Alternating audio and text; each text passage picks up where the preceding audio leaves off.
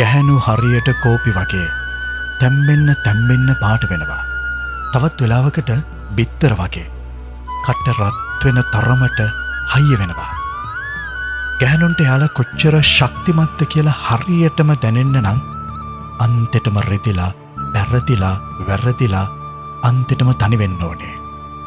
රෙදෙන්න ඕනේ උපරිමයටම රෙදිලා ඇති තරම් අඬලා එක දවසක ගැහැණු අඬන එක නවත්තනවා. එතනින් එහාට උන්ට රෙදෙන්නේ නැහැ වගේම එතනින් එහාට උන් රෙද්දන්න සක්කරයටවත් බෑ. උපුටා ගත්ත දෙයක්. ඇත්තද මේ කතාව? ඇත්තද මේ වචන ටික? ඔයත් කාන්තාවක් නම්, ඔයත් ගැහැණියක් නම් මේ කතාව ඇත්තද කියලා කමෙන්ට් එකක් දාන්න.